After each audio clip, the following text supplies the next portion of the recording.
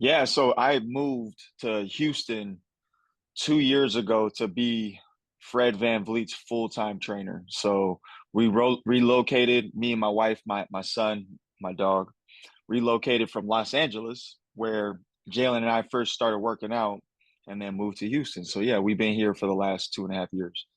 Gotcha. And so when did you first meet Jalen?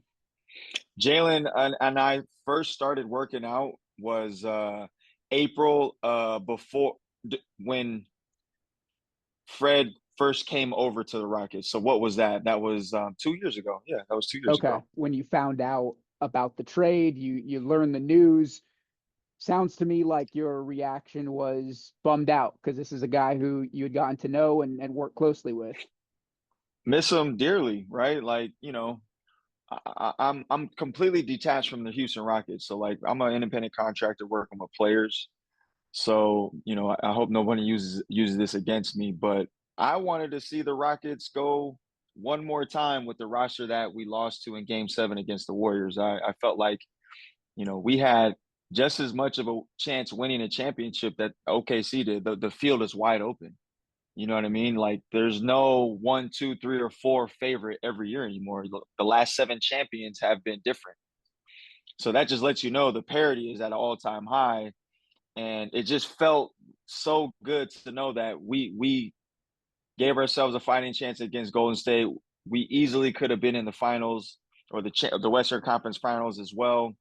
Let's run it back, right? But obviously, when an opportunity like getting Kevin Durant comes in your in your back pocket, you know, you definitely want to do everything that you can to see the opportunity. Unfortunately, it was at the expense of Jalen and Dylan, and both guys, I had a relationship with. I was super cool with Dylan as well. Didn't work with him, but still very cordial. And it'll be a little bit of air left outside of that building, when getting back into the facility because they had such a presence. So what do you make of the series that Jalen had? Because he was so good Yeah, in game two, where it looked like, man, like this guy is gonna be a yeah, premier scorer in the league for years to come. And then the Warriors shut him down after that. So yeah. how do you process just where he's at in his development and what that series says about that? I say that even someone as close as I am to the athlete, to the environment, we still never truly know or understand what that athlete is going through, the coverages that are getting thrown at him. A lot of us like to judge and say this and that and that and this about people on TV and how they maybe underachieved or overachieved, whatever. It happens all the time, and that's everyone's right to do that. But we don't truly understand what's going on. You know what I mean? And there's so many variables and factors that go into how someone performs that we all don't know or understand. So like I try to put myself in that train of thought of like just be there, since I'm around, just be there for that person and offer any type of support that they would like. And if they don't, that's kind of their decision, and they're trying to self-organize and figure it out themselves. But as far as the question, how does that reflect on his development? I mean, it was his first playoff series. I think he took a lot out of it. We have a saying, we don't take losses, we take lessons. And I think he learned a lot about himself, and he's using that as a huge driver of fuel to get better. You know what I mean? I think that he's grown so much from that, and only time will tell. And we'll see, right? We'll see when the Phoenix Suns make the playoffs and what he does. So I'm excited for that chapter for him. I think that everything happens for a reason, and he needed to go through that. So he's gonna bounce back from that tremendously. With that in mind, what kind of player are the Suns getting? Are they going to be getting a guy who is motivated to take that next step and be Yeah, great? man, it gives me chills because shortly after you know you lose Game 7, you give yourself 3 or 4 days to kind of process everything, but then you're already starting to think about the off season. So I'm making my calls like, hey, let me see where Jay's mind is at and see what he has in store for this summer. And he had so much fire and motivation and an extremely different perspective that I've never seen from him about how serious he wanted to take this offseason. The number one word for me is accountability. He said, I want to be accountable. I want to be held accountable for anything and everything, from nutrition to obviously waking up early and working out to, recovering, right? Getting sleep and doing the necessary things to truly maximize the summer training experience. And I've never heard him talk like that before. So I was so excited and probably jazzed up about that I wanted to train tomorrow. You know what I mean? But obviously things happen.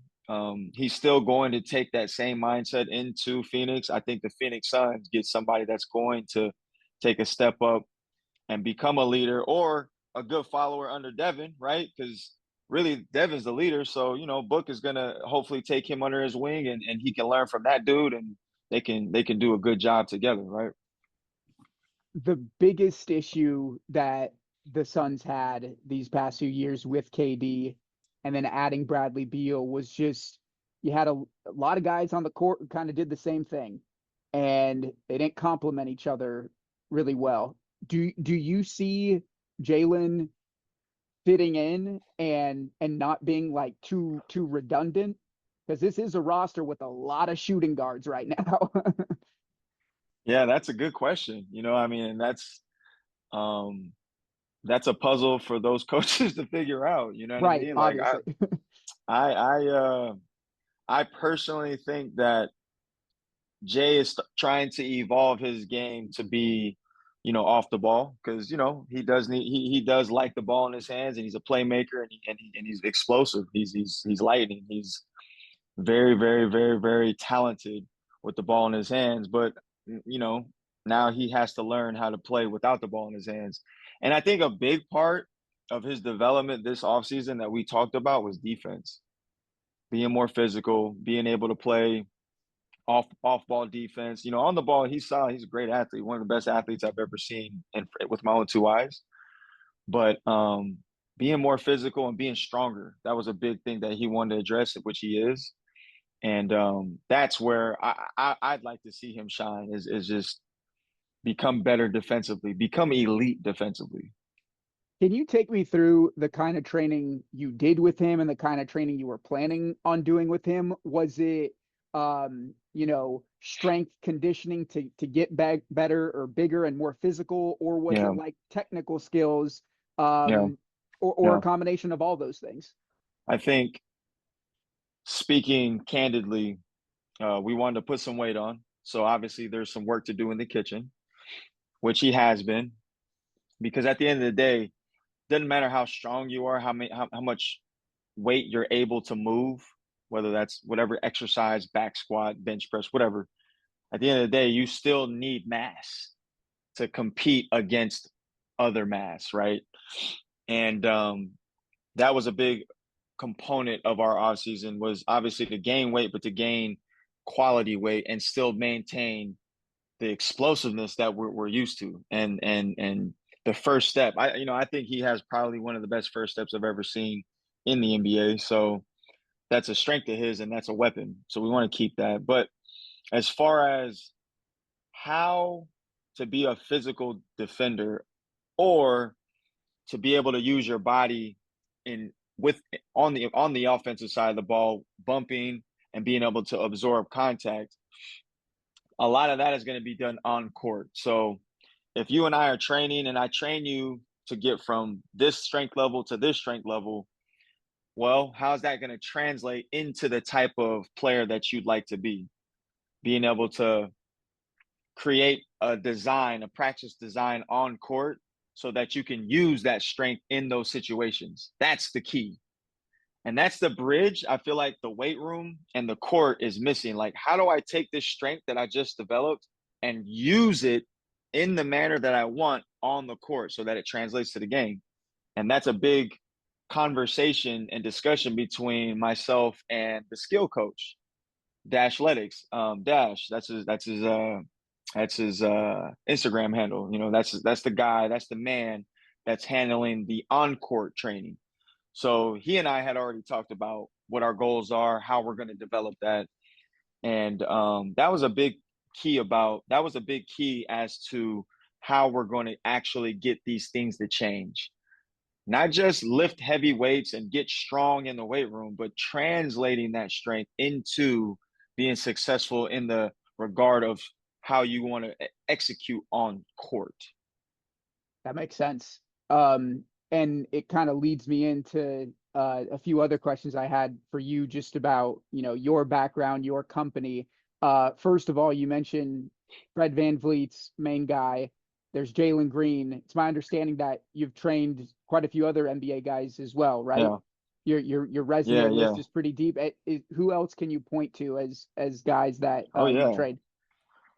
I just don't want to leave anyone out. So initially started with Drew Holiday. That was my first NBA athlete I've ever worked with.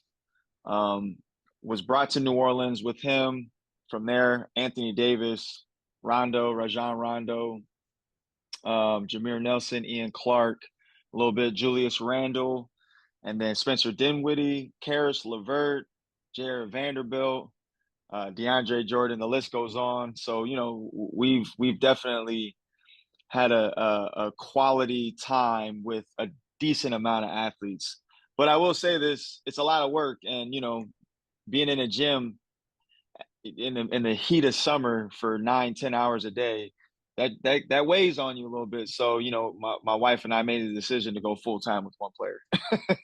Got it. Okay. Yeah, yeah. Makes sense.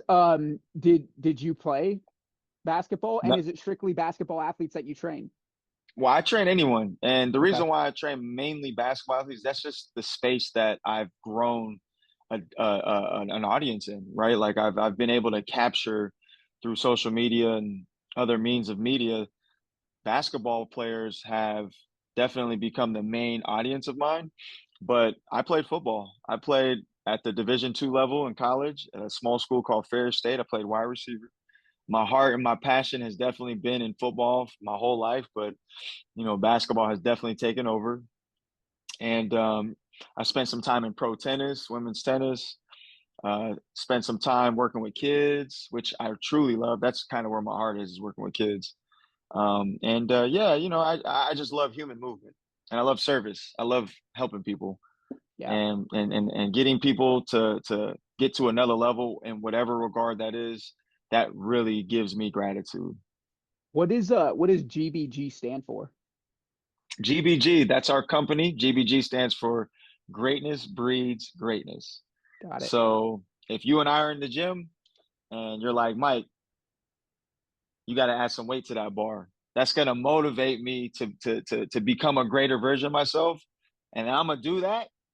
And then you're going to see that and be like, you know what? I can do that way too. And it's just going to continue to bounce off each other. Like it's just a mantra that I've grown to believe in, that if I bring my greatest self to the gym every day, I'm going to get the greatest version of my athlete every day as well.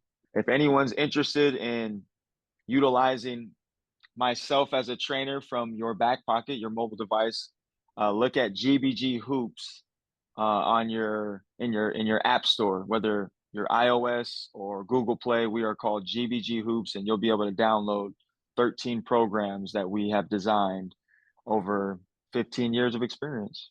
Are the Rockets gonna regret what in my Oh, eyes what in my eyes looks like maybe I obviously they're doing it for Kevin Durant and yeah. like I know he's a game-changing talent, one of the best to ever do it. Um, but are they going to regret giving up on a 23-year-old Mm, guy who, like, so much of their initial rebuild was like invested in him? mm. And it seems to me like his upside is limitless. And I mean, there is the question of does he fully actualize it? So maybe that's why you get Kevin Durant. But are the Rockets going to regret this one day?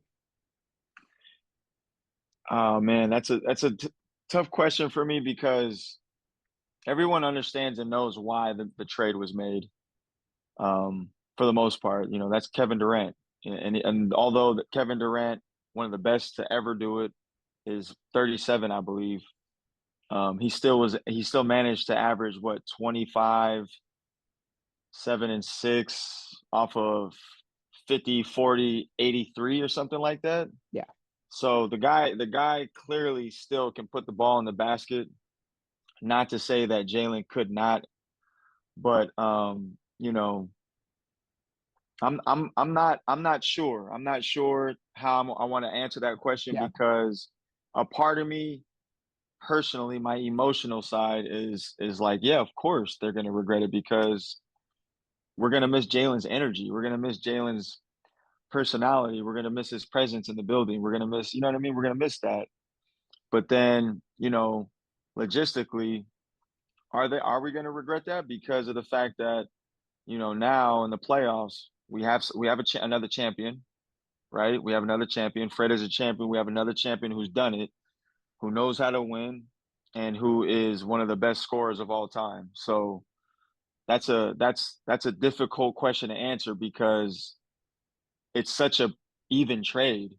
You know what I mean? In my opinion, like it's a beautiful trade. So I'm gonna just say we'll see.